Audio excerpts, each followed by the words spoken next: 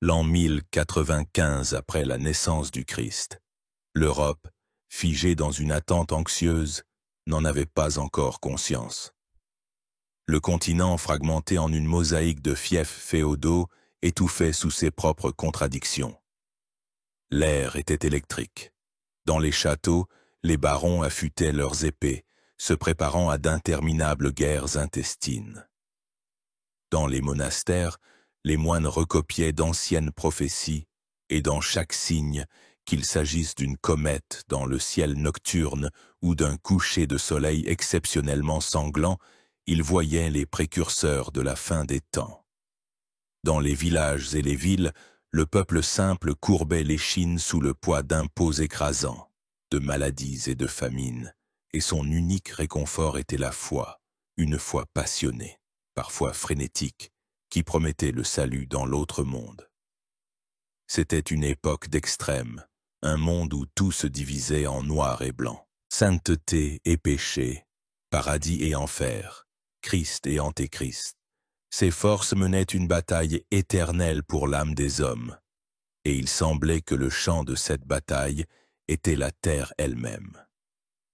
Le grand schisme, depuis un demi-siècle, avait fracturé le monde chrétien en Orient et Occident, transformant l'Église autrefois une en deux rivales acharnées. En Terre Sainte, à Jérusalem, quelque chose n'allait pas.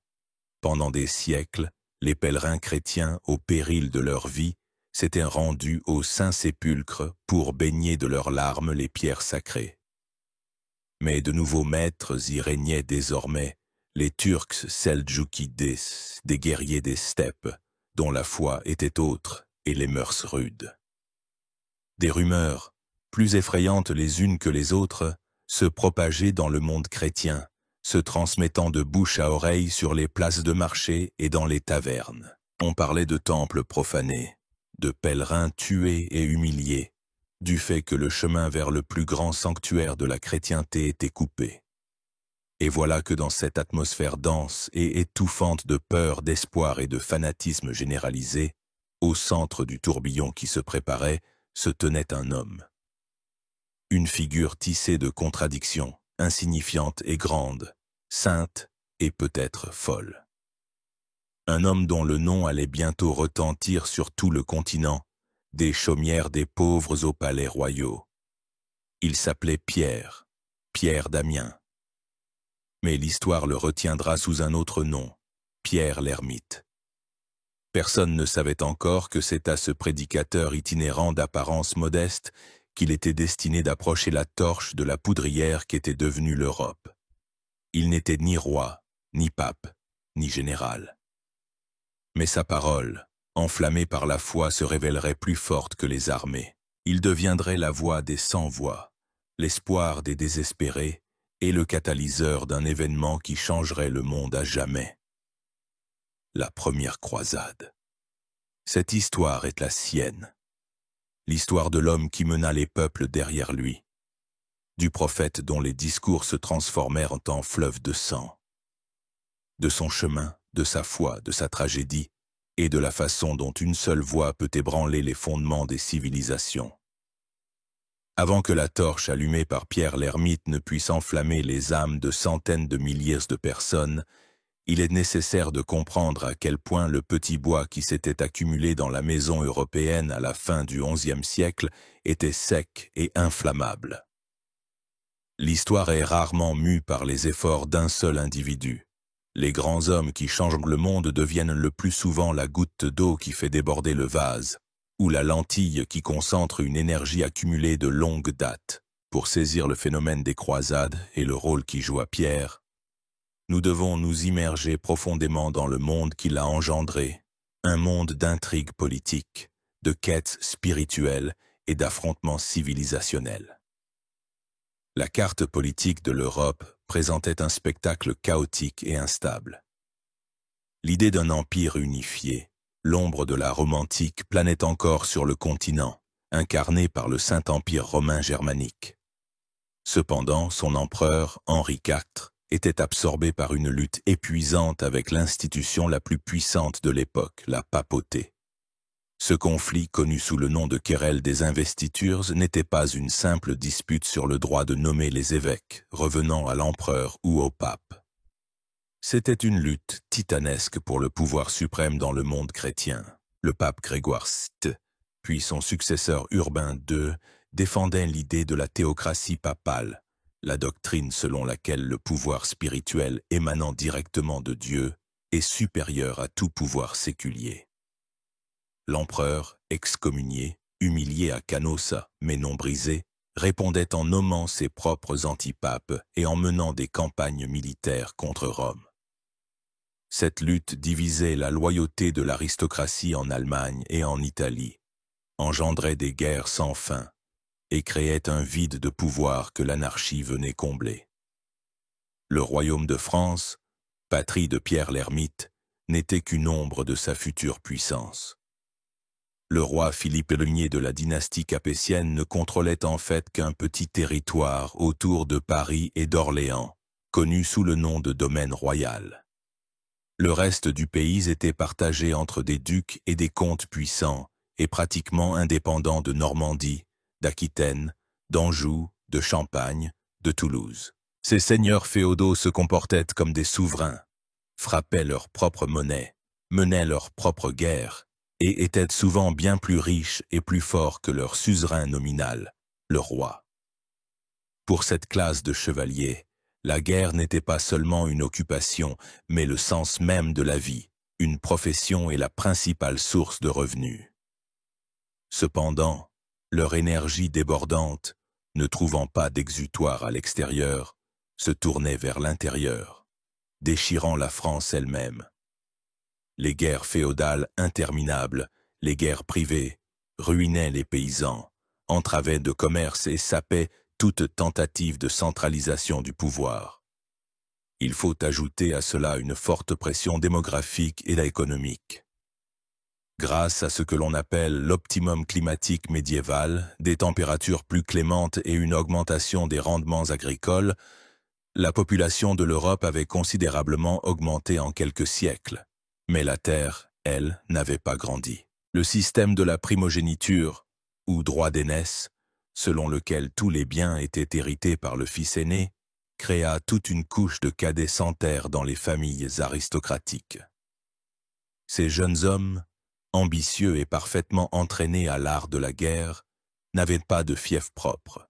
Ils devenaient mercenaires, et souvent de simples brigands, aggravant encore l'instabilité intérieure.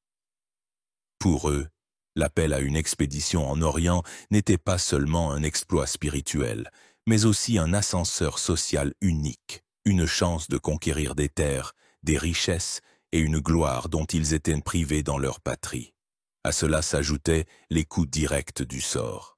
Les dernières décennies du XIe siècle furent marquées par une série de mauvaises récoltes, de famines et d'épidémies. Les chroniqueurs de l'époque, comme Sigebert de Gembloux, décrivent avec horreur des années où la pluie ne cessait pas, provoquant des inondations généralisées et la perte des récoltes. La faim était si forte que, selon les rumeurs, on en vint au cannibalisme. Après la faim venaient les maladies, la peste, qui décimait des villages entiers. Pour l'homme du commun, dont la vie ne tenait déjà qu'à un fil, le monde terrestre ressemblait de plus en plus à l'antichambre de l'enfer. Dans cette perspective, l'appel à se rendre dans la lointaine mais bénie Jérusalem, où, disait-on, coulait le lait et le miel, n'était pas un simple appel à la guerre.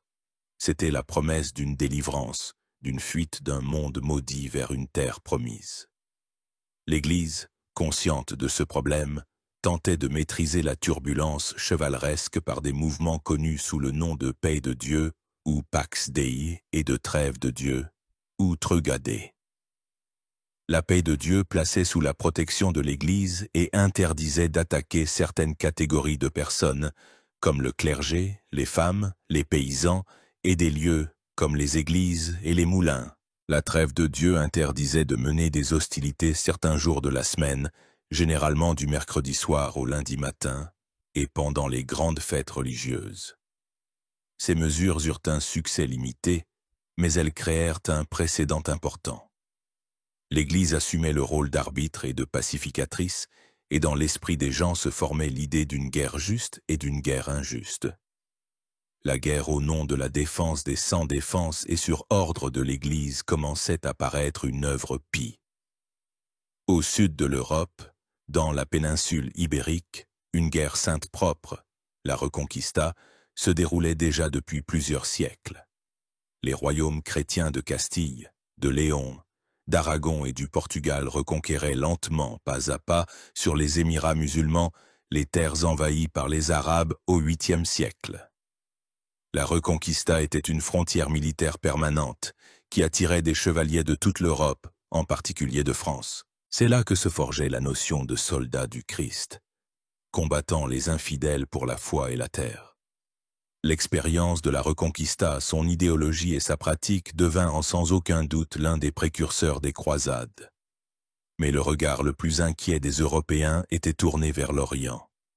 L'Empire byzantin, héritier direct de Rome, bastion du christianisme oriental, traversait l'une des crises les plus graves de son histoire.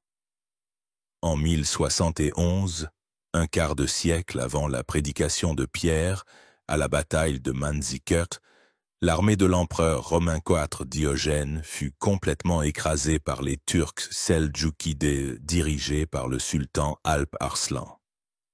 Cette défaite fut une catastrophe, car l'Asie mineure, cœur de l'Empire, sa principale source de recrues et de vivres, se trouva ouverte aux conquêtes turques. Les tribus nomades déferlèrent sur les terres byzantines, dévastant les villes, massacrant la population et transformant des provinces florissantes en pâturages. Dans les années 1090, Byzance avait perdu la quasi-totalité de l'Anatolie. Les Seldjoukides y fondèrent leur propre sultanat avec pour capitale Nicée, à quelques jours de marche seulement de Constantinople même. L'empereur Alexis Suircomnen, monté sur le trône en 1081, était un souverain exceptionnel. Fin diplomate, général talentueux et réformateur, il tenta désespérément de sauver les restes de l'Empire. Il repoussait les Normands à l'ouest, les Péchénègues au nord, mais la principale menace venait de l'est. Alexis comprenait qu'il ne pourrait pas s'en sortir par ses propres moyens. Il avait besoin de mercenaires, de guerriers professionnels et bien armés d'Europe occidentale. Et il se tourna pour demander de l'aide là où il semblait logique de le faire, vers le chef du monde chrétien occidental, le pape de Rome. Il demanda d'envoyer des contingents de chevaliers qu'il était prêt à payer généreusement. Alexis voyait en eux un instrument pour la reconquête des provinces perdues. Il ne pouvait imaginer quel flot incontrôlable il déclencherait par son appel, et comment sa demande d'aide pragmatique serait réinterprétée et transformée en quelque chose de complètement différent. Le monde islamique lui-même était loin d'être unifié à cette époque. L'âge d'or du califat abbasside était révolu depuis longtemps. Le grand empire seldjoukide, créé par des conquérants, commença lui-même à se fragmenter à la fin du XIe siècle. Après la mort du puissant sultan Malik Shah Iye en 1092, ses fils et ses généraux entamèrent une lutte acharnée pour le pouvoir, déchirant l'État en morceaux. En Syrie et en Palestine régnaient des émirs rivaux de Damas, d'Alep, de Mossoul. En Égypte et sur une partie de la côte palestinienne dominait la dynastie chiite des Fatimides, qui était l'ennemi mortel des Seldjoukides sunnites.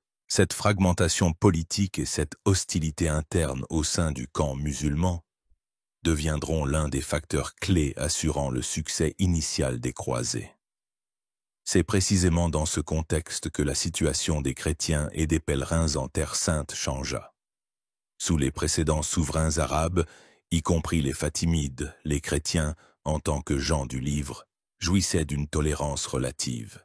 Ils payaient un impôt spécial, la djizya, mais pouvaient en général professer librement leur foi et visiter les lieux saints. La conquête de la région par les Turcs seldjoukides, récents convertis à l'islam, qui se distinguaient par une plus grande combativité et une plus grande ferveur religieuse, aggrava la situation. Bien qu'il n'y ait pas eu d'interdiction formelle du pèlerinage, le chemin devint beaucoup plus dangereux. Les pèlerins étaient volés, les taxes augmentèrent de manière exorbitante, des cas de violence et de profanation des lieux saints eurent lieu. Ce sont ces histoires, maintes fois exagérées et embellies, qui parvenaient en Europe, attisant la colère et la soif de vengeance.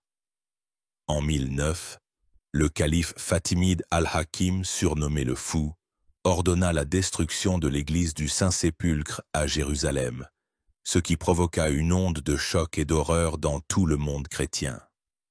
Bien que l'église ait été reconstruite plus tard, la cicatrice dans la mémoire collective demeura. Et enfin, la couche la plus importante et la plus profonde est la vie spirituelle et la psychologie de l'homme du Moyen Âge. La vie était courte, pleine de privations et de dangers. La mort était une compagne constante.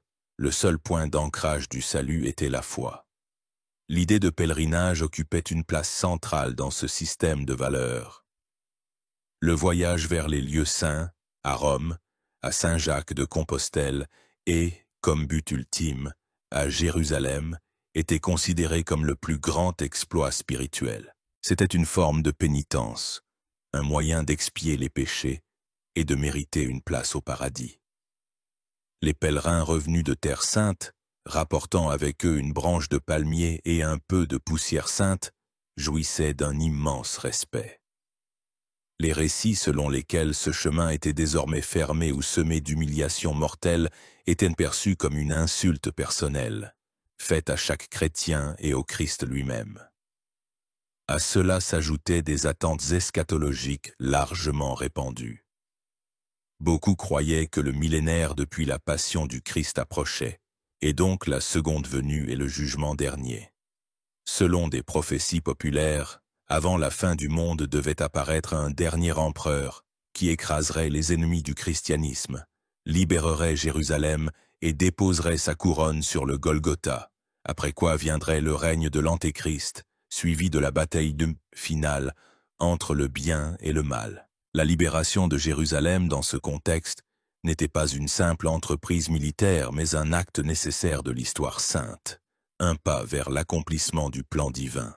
C'est dans un tel monde, gros d'une guerre, plein d'extase religieuse, de contradictions sociales et de peurs apocalyptiques, que Pierre l'ermite devait faire son entrée. Il n'a pas créé ses sentiments. Il n'en est devenu que l'expression idéale, la voix. Il a donné un exutoire à l'énergie accumulée, lui a indiqué un but et une direction. Il a transformé les aspirations vagues, les peurs et les espoirs de millions de personnes en un élan unique et dévastateur, tandis que les rois et les papes tissaient la toile de la hole politique et que les grandes puissances de l'époque mesuraient leur force en milliers de lances de chevaliers. Dans une province tranquille, loin de l'éclat des capitales, mûrissait un homme destiné à les éclipser tous aux yeux du peuple simple. L'histoire de ces premières années est enveloppée d'un brouillard si épais qu'il est presque impossible de séparer la vérité des légendes ultérieures, créées tant par ses admirateurs que par ses détracteurs. Et ce mystère ne fait que renforcer son image, l'image d'un prophète surgi de nulle part. Il s'appelait Pierre, et il était originaire d'Amiens ou de ses environs en Picardie, dans le nord de la France. Même son origine sociale fait l'objet de controverses. Certains chroniqueurs, comme Anne Comnène, fille de l'empereur byzantin, l'appellent avec mépris Pierre Coucoupétré et parlent de sa basse naissance. D'autres, notamment Albert d'Aix-la-Chapelle, affirment au contraire qu'il était issu d'une famille noble, qu'il fut dans sa jeunesse un vassal du comte de Boulogne, un guerrier renommé, mais qu'ensuite, après un mariage malheureux, il se désillusionna de la vie mondaine et choisit la voie de l'ermite. Cette version semble plus attrayante pour les créateurs d'épopées héroïques, comme l'histoire d'un noble chevalier qui a troqué son épée contre une croix. Cependant, il est plus probable que la vérité, comme c'est souvent le cas, se situe quelque part entre les deux, ou que la première version soit plus proche de la réalité. Son surnom, l'ermite, indique qu'il menait une vie d'ascète, une vie retirée, ce qui était un phénomène assez courant à l'époque. Pour comprendre qui il était, il faut imaginer ce que signifiait être un ermite dans l'Europe du XIe siècle. Ce n'était pas toujours un moine lié par la règle d'un monastère. Souvent, c'étaient des prédicateurs itinérants, des ascètes charismatiques qui, de leur propre initiative, se retiraient du monde, vivaient de l'aumône, portaient des vêtements simples et prêchaient la pénitence et l'évangile dans une langue compréhensible par le peuple. Ils se situaient en dehors de la hiérarchie ecclésiastique officielle et jouissaient souvent auprès des gens du commun d'une plus grande autorité que les curés de paroisse bien nourris ou les nobles évêques. Leur mode de vie, leur sainteté apparente et leurs discours enflammés trouvaient un écho vibrant dans le cœur des gens, avides de sincérité spirituelle. Pierre, semble-t-il, était précisément un tel homme. Le chroniqueur Guibert de Nogent, son contemporain et compatriote, nous a laissé son portrait verbal le plus saisissant. Il dépeint un homme de petite taille, au visage maigre et émacié, mais au regard brûlant et perçant. Il marchait pieds nus, vêtu d'une simple et sale tunique de laine, ne mangeait ni pain ni viande, se nourrissant uniquement de poissons et de vin. Son compagnon constant était un âne qui, selon Guibert, jouissait auprès du peuple d'une vénération non moindre que le prédicateur lui-même. Les gens arrachaient des poils de la queue et de la crinière de cet âne pour les conserver comme de saintes reliques. Tout ce qu'il disait ou faisait semblait empreint de la grâce divine, écrit Guibert. Il possédait un don de persuasion incroyable. Sa parole avait une telle force qu'il pouvait réconcilier les pires ennemis, et les femmes déchues se repentaient publiquement et revenaient à la vertu. On lui attribuait des miracles, on le vénérait comme un saint de son vivant. Le moment clé, qui devint le point de départ de sa mission, fut son pèlerinage à Jérusalem. Nous entrons ici sur le terrain mouvant de la légende, qu'il est cependant impossible d'ignorer, car c'est elle qui a fondé son autorité. Selon cette histoire, rapportée en détail par Albert d'Aix-la-Chapelle, Pierre effectua un pèlerinage au Saint-Sépulcre avant 1095. Là, il vit de ses propres yeux les souffrances et les humiliations que subissaient les chrétiens locaux et les pèlerins de la part des Turcs. Le cœur brisé, il se rendit auprès du vieux patriarche de Jérusalem, Siméon II. En larmes, il demanda au patriarche s'il n'y avait aucun espoir d'aide de la part des chrétiens d'Occident. Le patriarche répondit avec un soupir qu'ils étaient pauvres et faibles et qu'il n'y avait aucune aide à attendre. Il remit à Pierre une lettre décrivant les malheurs et implorant l'aide, adressée au pape et à tous les souverains d'Europe. Mais le point culminant de cette histoire survient la nuit. Alors que Pierre priait dans l'église de la Résurrection, il tomba en transe, et Jésus-Christ lui-même lui apparut. Le Sauveur s'adressa à lui en ces termes. « Lève-toi, Pierre, mon vaillant messager. Hâte-toi sans délai vers le patriarche. Prends de lui la lettre qu'il t'a donnée. Va dans les terres d'Occident. Prêche sans relâche les malheurs de ce lieu saint. Appelle les princes et le peuple à purifier mes sanctuaires. Car j'ouvrirai ta bouche et mettrai en elle ma sagesse. Je serai avec toi et ferai en sorte que de nombreuses personnes te suivent. » À son réveil, Pierre, rempli d'un feu divin, se mit en route. Il traversa la mer, débarqua en Italie, se présenta devant le pape Urbain II, lui montra la lettre du patriarche et lui raconta sa vision. Le pape, l'ayant écouté, aurait alors décidé de convoquer un concile pour proclamer la guerre sainte. Quelle est la part de vérité dans cette histoire? Les historiens contemporains la considèrent avec un grand scepticisme. Premièrement, elle n'est pas mentionnée par les chroniqueurs les plus anciens et les plus fiables de la croisade, comme Fouché de Chartres, qui fut un participant direct aux événements. Deuxièmement, la princesse byzantine Anne Comnène, qui décrit en détail l'arrivée de Pierre à Constantinople, affirme qu'il n'avait fait que tenter un pèlerinage, mais que les Turcs ne l'avaient pas laissé passer et l'avaient maltraité, après quoi il était revenu plein d'une soif de vengeance. Troisièmement, l'idée même qu'un ermite inconnu ait inspiré au pape une entreprise d'une telle envergure semble peu probable. Comme nous le verrons plus loin, Urbain II avait ses propres raisons, bien plus solides et pragmatiques, d'organiser la croisade. Il est plus probable que la légende de la vision à Jérusalem ait été créée et diffusée plus tard, peut-être par Pierre lui-même ou par ses disciples, pour donner à sa mission un caractère sacré, élu de Dieu. Aux yeux de l'homme médiéval, un mandat direct du Christ était le plus puissant de tous les mandats possibles, le plaçant au-dessus des rois et même du pape lui-même. Mais que Pierre ait été réellement à Jérusalem et qu'il ait eu une vision ou non, une chose est certaine. En 1095, il était déjà un prédicateur connu et influent, profondément convaincu de la nécessité de libérer la Terre sainte. Son expérience personnelle, réelle ou imaginaire, son ascétisme et son incroyable charisme firent de lui le porte-parole idéal des idées qui flottaient déjà dans l'air. Il n'a pas inventé l'idée de la guerre sainte, mais il a pris cette idée des salles des palais pontificaux et l'a portée sur les places et les routes d'Europe, la traduisant du langage de la haute politique en celui d'une foi ardente, compréhensible par chaque paysan et artisan. Il est devenu l'incarnation vivante de cette idée. Le monde semblait figé dans un équilibre fragile, mais des forces souterraines mûrissaient, prêtes à renverser cet ordre.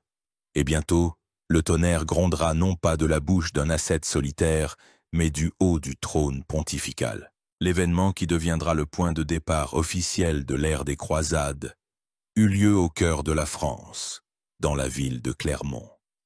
Et son principal acteur ne fut pas Pierre l'Ermite, mais un homme d'une toute autre trempe, le pape Urbain II.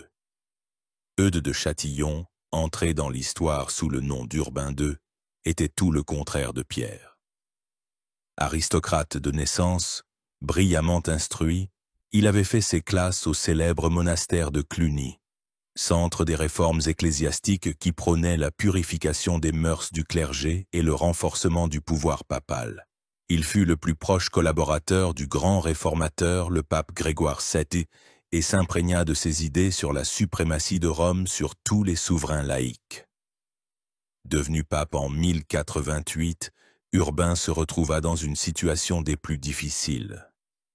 À Rome même régnait son adversaire, l'antipape Clément II, soutenu par l'empereur germanique Henri IV. Le roi de France, Philippe Troignier, était excommunié pour bigamie.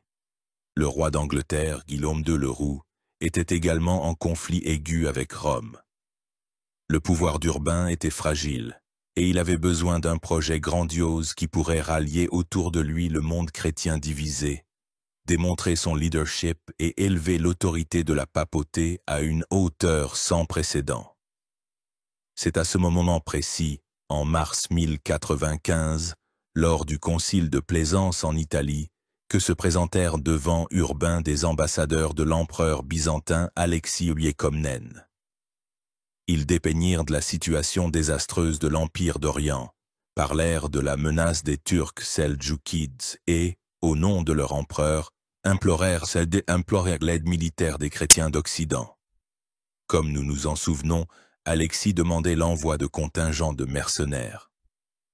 Mais dans l'esprit d'Urbain, cette demande se mua en quelque chose de complètement différent.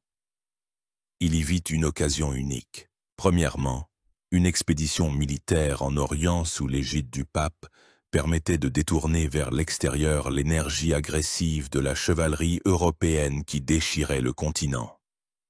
Au lieu de s'entretuer dans des guerres intestines, les soldats du Christ pourraient tourner leurs épées contre les ennemis de la foi. C'était une réalisation géniale des idées de la paix de Dieu à l'échelle continentale.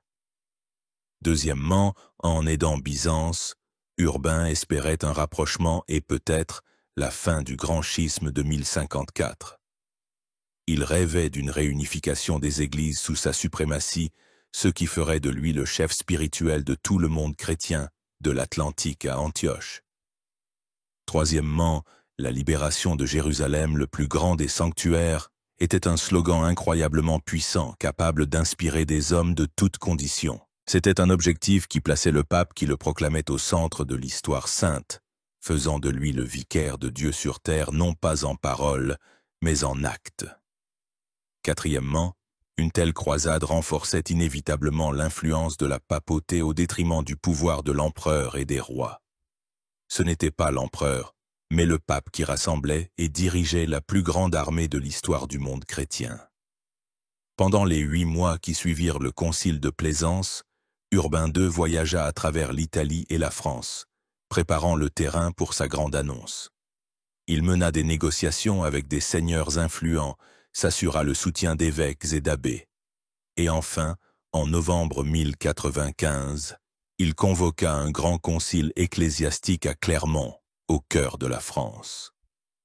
Le 27 novembre 1095 devint un jour décisif dans l'histoire. Dans un champ ouvert près de la porte est de la ville, car aucune cathédrale ne pouvait contenir tous ceux qui voulaient y assister. Une foule immense s'était rassemblée. Des centaines d'évêques, d'abbés et de prêtres, de nombreux seigneurs et chevaliers nobles et une multitude innombrable de gens du commun.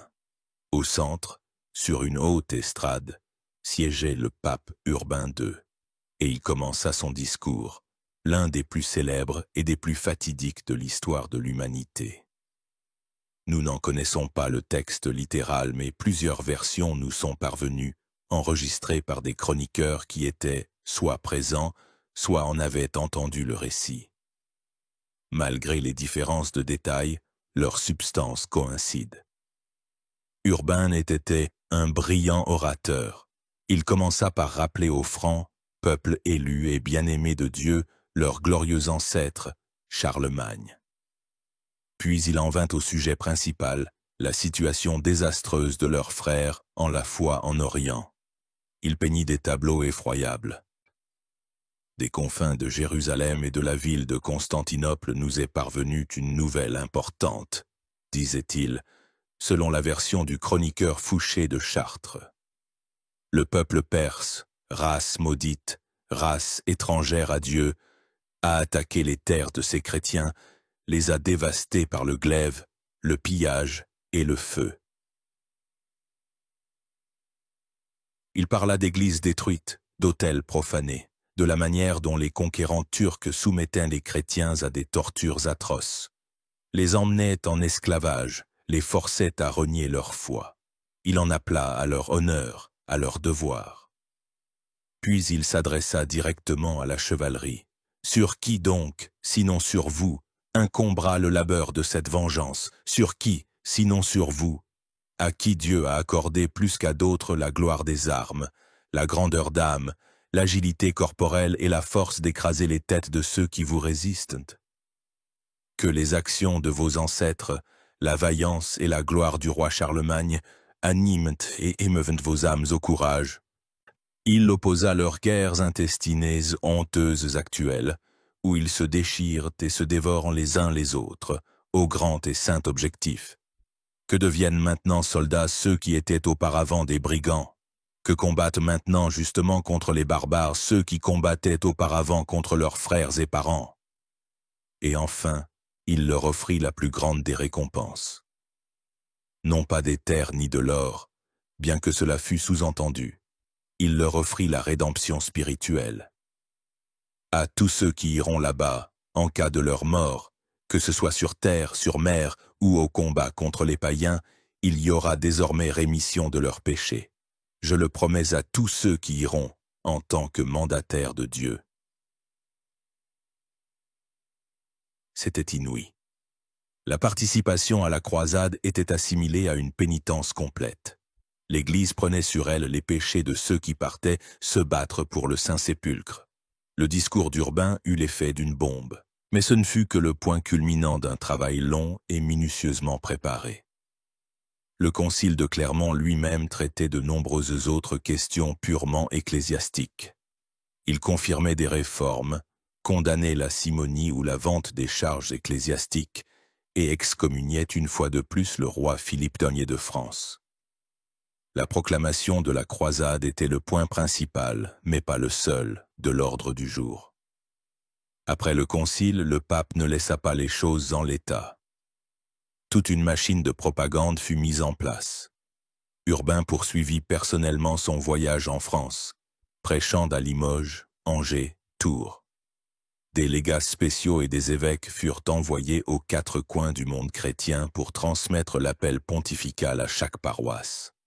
Ils portaient avec eux un texte standardisé de l'appel, assurant l'unité du message. C'est sur fond de cette campagne organisée que se détacha la prédication spontanée, enflammée et incontrôlée de Pierre l'Ermite, qui s'adressait non pas à la raison, mais directement au cœur et à l'âme. Quand le pape eut fini, la foule, saisie d'un élan unique d'extase religieuse, explosa en un cri qui résonnera à travers toute l'Europe et deviendra le cri de guerre de toute une époque. « Dieu le veut! Dieu le veut !» Sur le champ, l'évêque du Puy, Adhémar de Montel, s'agenouilla devant le pape et demanda l'autorisation de participer à la croisade.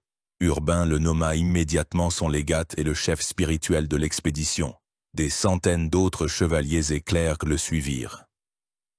Les gens se mirent à coudre des croix de tissu rouge sur leurs vêtements, devenant des croisés, c'est-à-dire ceux qui portent la croix.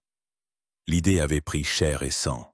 Le concile de Clermont prit également des décisions organisationnelles concrètes. La date du départ fut fixée au jour de l'Assomption de la Vierge, le 15 août 1096, pour laisser le temps de se préparer. Les biens des croisés furent déclarés sous la protection de l'Église pendant toute la durée de leur absence. Un objectif clair fut fixé, la ville de Jérusalem. Le pape Urbain II avait atteint son but.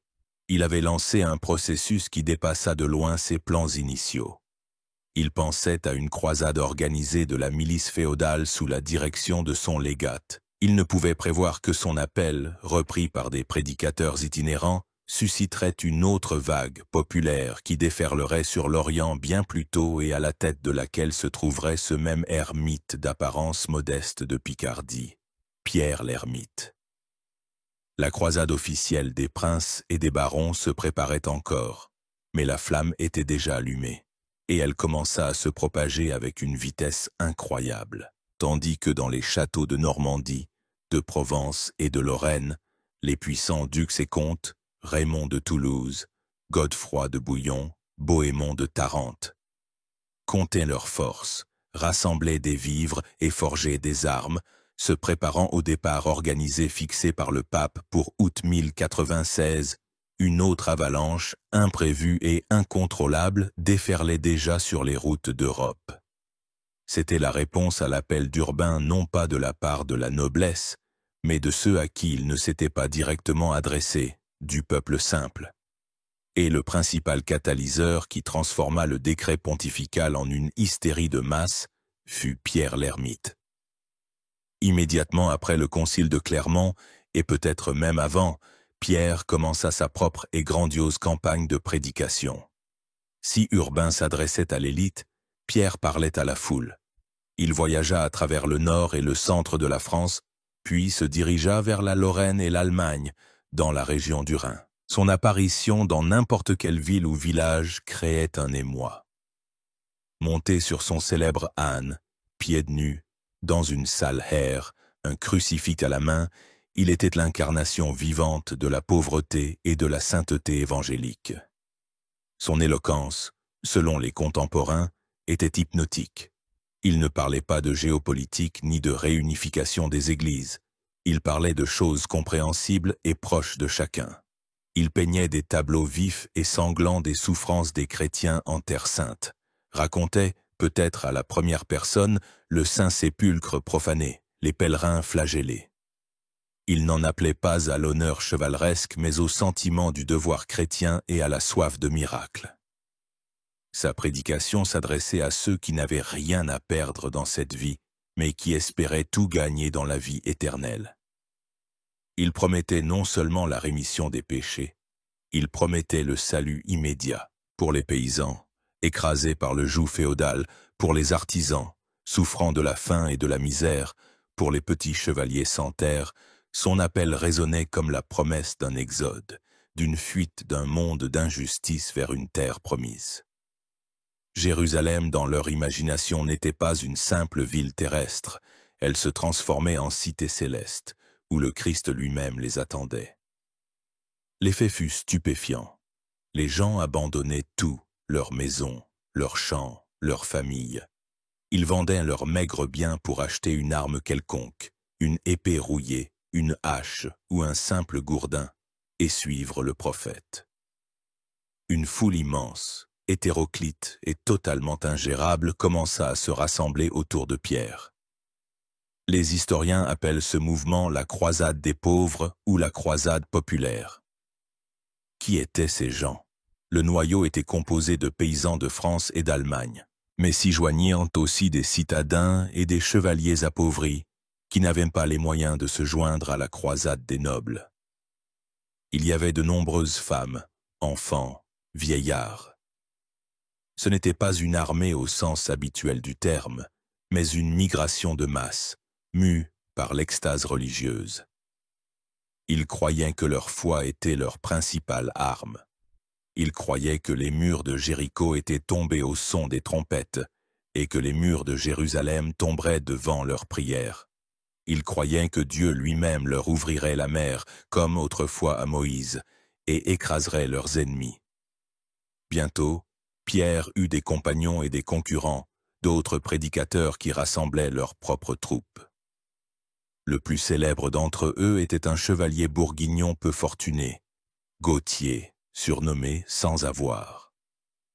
Il rassembla sa propre troupe de plusieurs milliers de personnes et se mit en route avant Pierre. Au printemps 1096, plusieurs mois avant le départ officiel de la croisade, ces foules désorganisées déferlèrent vers l'est. L'avant-garde de Gauthier Sans Avoir partit la première. Derrière elle, en avril, de Cologne, partit le contingent principal dirigé par Pierre l'Ermite lui-même, comptant, selon diverses estimations, de 15 à 20 000 personnes. Leur chemin passait par l'Allemagne, la Hongrie, la Bulgarie et les terres byzantines jusqu'à Constantinople. Mais à mesure qu'ils progressaient en Rhénanie, une autre facette, sombre, de leur zèle religieux se manifesta au sein de la milice populaire. Si l'on doit combattre les ennemis du Christ, raisonnaient certains, pourquoi aller au bout du monde, alors que des ennemis vivent ici parmi nous? Il s'agissait des communautés juives, qui prospéraient dans les villes commerçantes du Rhin, à Speyer, Worms, Mayence, des prédicateurs fanatiques, comme le comte Emich de Leiningen, qui prétendait qu'une croix était miraculeusement apparue sur son corps, commencèrent à inciter la foule au massacre.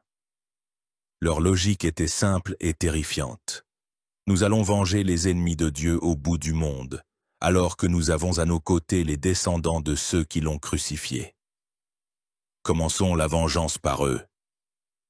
Commencèrent alors de monstrueux pogroms, entrés dans l'histoire sous le nom de massacre de Rhénanie. Les croisés des pauvres firent irruption dans les quartiers juifs, offrant le choix, le baptême ou la mort. Ils pillaient et tuaient, n'épargnant ni femmes ni enfants. Les évêques et les autorités municipales locales, comme l'évêque Jean à Spier ou Rutard à Mayence, furent horrifiés par cette sauvagerie et tentèrent de protéger les Juifs, les cachant dans leurs palais et leurs cathédrales. Mais ils étaient souvent impuissants face à la fureur d'une foule en délire qui assiégeait les résidences épiscopales, exigeant qu'on leur livre les victimes.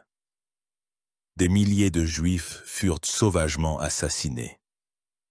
Beaucoup, voyant la situation désespérée, préférèrent la mort à une conversion forcée et commirent des suicides collectifs, tuant leurs enfants et eux-mêmes. Ces événements tragiques devinrent l'une des pages les plus sombres de l'histoire de la première croisade et l'annonce des siècles futurs d'antisémitisme européen.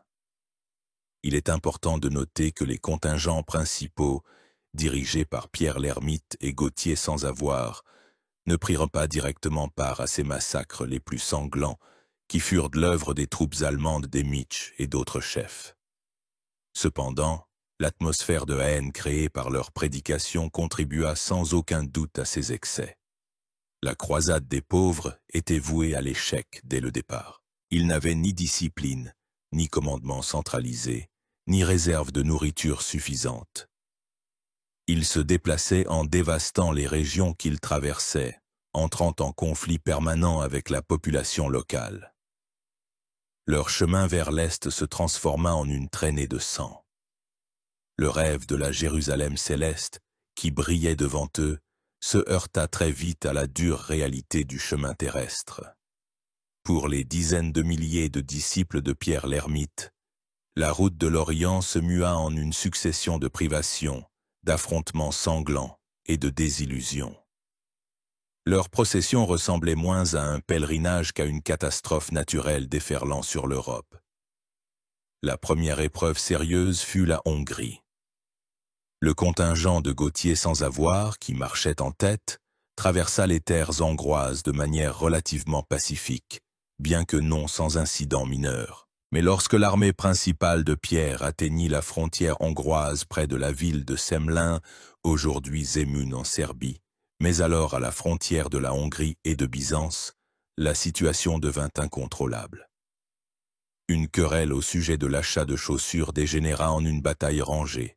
Les croisés prirent Semlin d'assaut, la pillèrent et massacrèrent plusieurs milliers d'habitants. Cet acte de cruauté gratuite suscita la colère du roi de Hongrie, Colomagné le Lettré. Il lança ses troupes à la rencontre des pèlerins, qui durent fuir en traversant la Save pour se réfugier en territoire byzantin.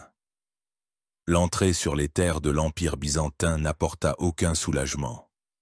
La population locale, principalement des Grecs et des Slaves orthodoxes, regardait ces Latins dépenaillés, indisciplinés et agressifs avec horreur et méfiance. Pour eux, ce n'étaient pas des libérateurs, mais une horde sauvage. La logistique de leur marche était un cauchemar. Une foule immense, sans train de bagages ni approvisionnement centralisé, ne pouvait survivre que par le pillage ou la mendicité. Anne Comnène, fille de l'empereur, écrivit dans son Alexiade qu'elle vit les Celtes avancer avec tous leurs biens et leurs familles, et que leur invasion ressemblait à un fleuve. Elle notait avec étonnement et mépris leur passion irrépressible pour le gain et leur légèreté. Les autorités byzantines, ayant reçu l'ordre de l'empereur Alexis d'escorter les croisés et de les approvisionner en vivres, firent ce qu'elles purent, mais maintenir l'ordre dans cette masse était impossible. À Belgrade, déserté après un raid hongrois, les croisés mirent le feu. À Niche, le gouverneur byzantin local tenta de leur fournir des vivres en échange d'otages. Mais une partie des croisés allemands provoqua de nouveau des incendies, déclenchant une attaque de la garnison byzantine. Le contingent de Pierre subit de lourdes pertes et fut dispersé. Ce n'est qu'avec de grandes difficultés qu'il réussit à rassembler à nouveau ses hommes. Enfin, le 1er août 1096, les foules dirigées par Pierre l'Ermite, épuisées, décimées, mais encore animées d'un esprit indomptable, arrivèrent devant les murs de la plus grande cité du monde chrétien, Constantinople. Le spectacle qui s'offrit à leurs yeux dut les stupéfier. Des murailles majestueuses, des dômes dorés de cathédrales, des palais, des aqueducs. Ils n'avaient jamais rien vu de tel dans leur village et leur bourg. Mais l'empereur Alexis Comnène fut non moins stupéfié en voyant cette armée désorganisée et dépenaillée à ses portes. Ce n'étaient pas du tout les chevaliers mercenaires professionnels qu'il avait demandé d'envoyer. Alexis se retrouva dans une situation extrêmement délicate. Il ne pouvait pas simplement les chasser, car c'étaient des chrétiens venus, selon eux, à son appel. Mais laisser cette masse instable sous les murs de sa capitale était dangereux. Il reçut Pierre au palais, l'écouta, lui fit des dons en argent et lui donna un sage conseil. Attendre l'arrivée des principales forces croisées, l'armée des princes et des barons. Mais les disciples de Pierre ne voulaient pas attendre. Ils se comportaient de manière provocante dans les environs de la capitale, pillant les villas de banlieue, arrachant le plomb des toits des églises pour le fondre et le vendre. La patience de l'empereur s'épuisait. Finalement, Alexis trouva ce qu'il pensait être une solution de génie. Le 6 août, moins d'une semaine après leur arrivée, il ordonna à la flotte byzantine de faire traverser toute l'armée de Pierre à travers le détroit du Bosphore en Asie mineure. Formellement, il les rapprochait du but de leur pèlerinage. En réalité, Il se débarrassait simplement de ces hôtes dangereux et gênants, reportant le problème sur les épaules des Turcs seldjoukides. Pour l'armée des pauvres, ce fut un pas fatal. Ils se retrouvèrent en territoire ennemi, coupés de la capitale par la mer, sans soutien ni approvisionnement. Leur camp fut établi en un lieu appelé Siveto, ou Kibotos en grec, non loin de la côte. Là, l'autorité de Pierre l'Ermite, déjà ébranlée par les échecs du voyage, commença à s'effondrer rapidement. Des dissensions éclatèrent dans le camp. Les contingents français et allemands se querellaient. La discipline s'effondra complètement. Au lieu de se préparer à marcher sur Nicée, la capitale du sultan seldjoukide Kılıç Arslan, les croisés se livrèrent au pillage des villages grecs environnants, ne faisant aucune distinction entre chrétiens et musulmans. Pierre, voyant qu'il avait complètement perdu le contrôle de la situation, retourna à Constantinople pour demander à l'empereur de l'aide et des vivres. C'était peut-être une preuve de prudence, ou peut-être, comme l'affirmèrent ses détracteurs, une simple fuite. L'orgueil, l'impatience et une absence totale d'art militaire scellèrent le dénouement tragique de la croisade des pauvres. Restés dans le camp de Siveto sans leur chef spirituel, les croisés se divisèrent définitivement. Les Allemands et les Italiens, qui constituaient environ un tiers de l'armée, élurent pour chef un certain Italien nommé Reinald et décidèrent d'agir de manière indépendante, en quête de gloire et de butin. Fin septembre, un détachement de plusieurs milliers d'Allemands s'enfonça en territoire ennemi et s'empara d'une petite forteresse, Xerigordos.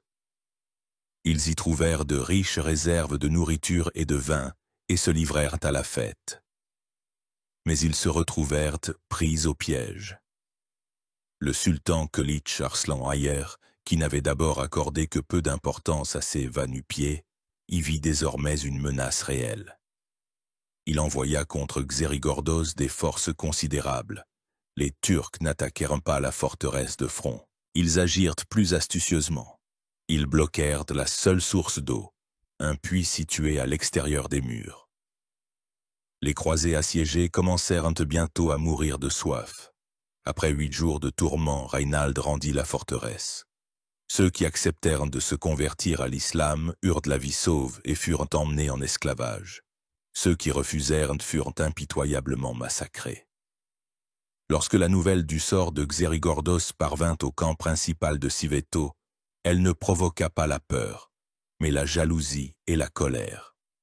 Une fausse rumeur se répandit, selon laquelle les Allemands non seulement avaient pris Xerigordos, mais s'étaient emparés de Nicée même et se partageaient maintenant d'incommensurables trésors. La majorité française, saisie de cupidité, exigea de se mettre en marche immédiatement.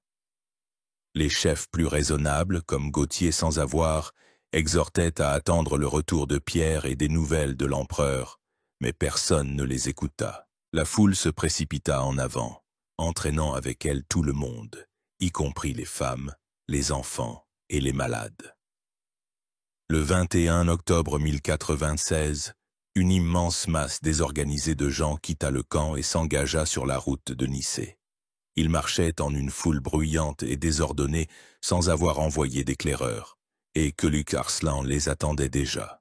Il leur tendit une embuscade dans une vallée boisée près du village de Drakon, à quelques kilomètres seulement de Siveto. Lorsque les croisés entrèrent dans l'étroite vallée, une pluie de flèches s'abattit sur eux de toutes parts. La panique et le massacre commencèrent. Sans armure ni expérience du combat, les paysans étaient une proie facile pour la rapide cavalerie turque. Les guerriers professionnels comme Gautier sans avoir et d'autres chevaliers tentèrent d'organiser une résistance, mais furent balayés et tombèrent au combat. La foule, terrifiée, se précipita en arrière vers le camp. Les Turcs les poursuivirent, taillant et tuant tout le monde sans distinction. Le carnage fut terrible. Seuls quelques-uns réussirent à se réfugier dans une vieille forteresse en ruine sur le bord de la mer, mais la plupart, y compris de nombreuses femmes et enfants, furent massacrés dans le camp même. Entre 15 et 25 000 personnes selon les estimations, périrent. Le rêve de la croisade populaire s'était noyé dans le sang. Seuls quelques milliers de survivants furent sauvés par la flotte byzantine, qui arriva alors que tout était déjà fini. Ils furent brisés et démoralisés, ramenés à Constantinople. La catastrophe de Civeto fut une leçon terrible et dégrisante. Elle montra de manière éclatante que la seule foi sans armes, sans discipline et sans un commandement compétent ne suffisait pas pour vaincre. Et qu'en est-il de Pierre l'Ermite? Il apprit la mort de son armée alors qu'il se trouvait à Constantinople. Ce fut pour lui un coup terrible. Sa mission, son grand projet, s'était soldé par un échec complet. Il avait tout perdu. Son armée, son autorité, sa réputation de prophète.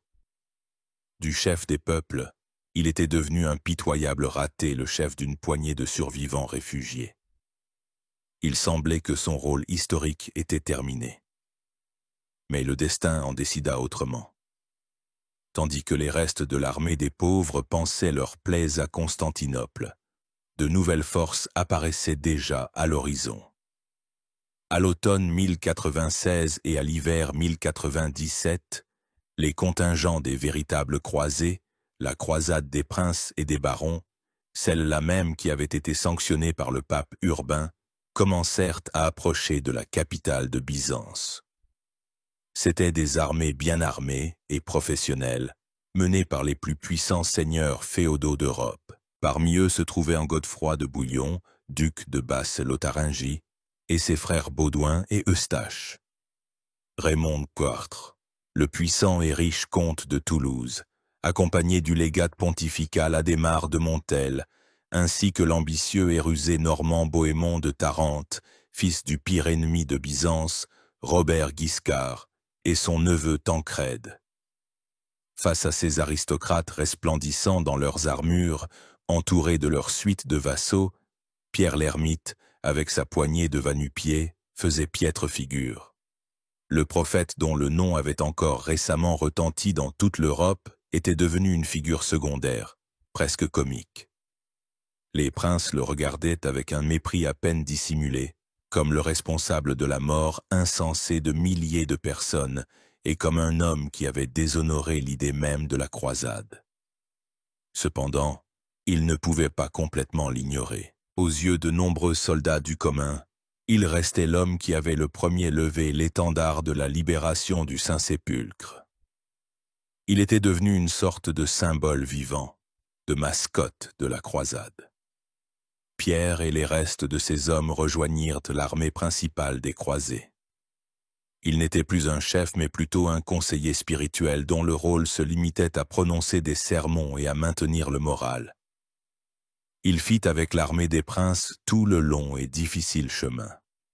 Il assista au siège de Nicée en mai et juin 1097, où les croisés, instruits par l'amère expérience, agirent avec beaucoup plus de prudence et finirent par contraindre la ville à se rendre à l'empereur Alexis. Il fut témoin de la grande victoire à la bataille de Leuctocoli le 1er juillet 1097, où les forces unies des croisés écrasèrent l'armée de ce même Kluck Arslan qui avait anéanti l'armée des pauvres. C'était une vengeance et une réhabilitation. Mais l'étape la plus difficile et la plus dramatique de la croisade, qui fut une épreuve sérieuse pour Pierre lui-même, fut le siège d'Antioche. Les croisés assiégèrent cette immense ville, magnifiquement fortifiée, pendant près de 8 mois, d'octobre 1097 à juin 1098. Le siège fut épuisant. La faim et les maladies commencèrent à sévir dans le camp des croisés. Le moral chutait. Beaucoup commencèrent à déserter. Et à ce moment, en janvier 1098, Pierre l'Ermite commit un acte qui faillit mettre un point final à sa réputation. Ne supportant plus la faim et les privations, lui, le prophète de la guerre sainte, ainsi qu'un autre chef de la plèbe, le chevalier Guillaume le Charpentier, tenta de s'enfuir du camp. C'était une trahison inouïe. Les fugitifs furent attrapés par une patrouille du prince normand Tancrède. Ils furent ramenés au camp sous les huées. Tancrède força Pierre à jurer publiquement qu'il ne quitterait plus jamais l'armée jusqu'à Jérusalem même. Cet épisode est un témoignage frappant de la profonde crise humaine que traversait Pierre. Il montre que même le plus ardent des prophètes pouvait, à un moment donné, craquer sous le poids des circonstances. D'autant plus que l'atmosphère dans le camp était empoisonnée non seulement par la faim, mais aussi par les ambitions vénéneuses des chefs. Après la prise d'Antioche, la croisade resta longtemps bloquée sur place. La raison était simple. Les princes ne parvenaient pas à se partager le butin.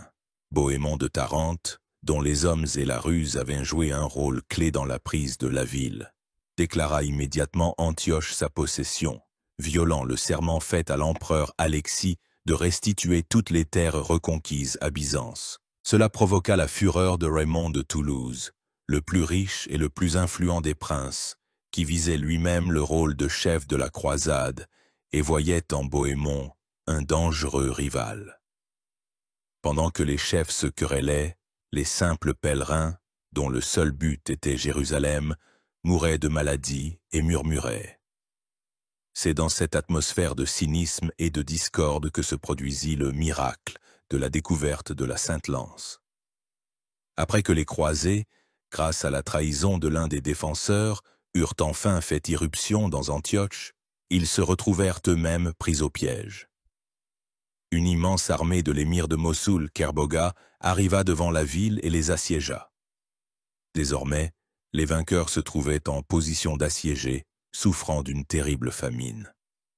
À ce moment de désespoir, un miracle se produisit dans la ville. Un paysan provençal du nom de Pierre Barthélemy déclara que Saint-André lui était apparu en vision et lui avait indiqué l'endroit, dans l'église Saint-Pierre, où était enterrée la Sainte-Lance, celle-là même avec laquelle un légionnaire romain avait percé le flanc du Christ crucifié.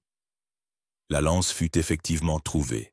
Les historiens débattent encore pour savoir s'il s'agissait d'une mystification géniale ou d'une foi sincère, mais l'effet fut stupéfiant. La découverte de la grande relique provoqua un incroyable regain de morale dans l'armée affamée. Cependant, la découverte n'unit pas le camp des croisés, mais faillit le diviser. Le légat pontifical Adhémar de Montel et son entourage y réagirent avec un scepticisme extrême, considérant Pierre Barthélemy comme un imposteur. En revanche, Bohémond de Tarente, qui voulait consolider son pouvoir à Antioche, devint immédiatement le principal défenseur de l'authenticité de la relique. Le miracle se transformait en un instrument de lutte politique entre les partis normands et provençal au sein de l'armée. Cette hostilité au sujet de la relique couvra jusqu'à la fin de la croisade. Et c'est précisément Pierre l'Ermite, avec un autre prêtre, qui fut choisi par les chefs de la croisade pour se rendre en ambassade dans le camp de Kerboga. Il devait transmettre à l'émir un ultimatum. Soit il se retirait, soit l'issue serait décidée par un combat singulier. Kerboga, bien sûr, ne fit que se moquer des ambassadeurs dépenaillés, mais cette mission elle-même rendit à Pierre une partie de son statut d'antan, et lorsque les croisés, galvanisés par la lance, firent une sortie désespérée et écrasèrent complètement l'armée de Kerboga, supérieure en nombre, cela fut perçu comme une intervention divine directe. Pierre se retrouva de nouveau au centre des événements. Après la très difficile victoire d'Antioche, la route de Jérusalem était ouverte. L'armée, décimée par les combats, la faim et les maladies, se dirigea vers le sud, vers l'objectif principal de sa croisade. Le rôle de Pierre l'Ermite dans cette phase finale fut modeste, mais symbolique. Il ne cherchait plus à influencer les décisions militaires, laissant cela aux princes. Sa mission devint l'accompagnement spirituel de l'armée. Au début de juin 1099, les croisés virent enfin les murs de la ville sainte. Le moment fut incroyablement émouvant. Les guerriers, qui avaient parcouru des milliers de kilomètres, enduré des souffrances inimaginables, pleuraient, tombaient à genoux et baisaient à la terre. Mais Jérusalem, qui se trouvait sous le pouvoir des Fatimides égyptiens, était parfaitement fortifiée et prête à se défendre. le dernier et décisif siège commença. Pendant le siège, alors que le premier assaut avait échoué et que l'abattement recommençait à gagner le camp, c'est précisément Pierre l'Ermite qui fut l'un des principaux organisateurs d'une procession de pénitence.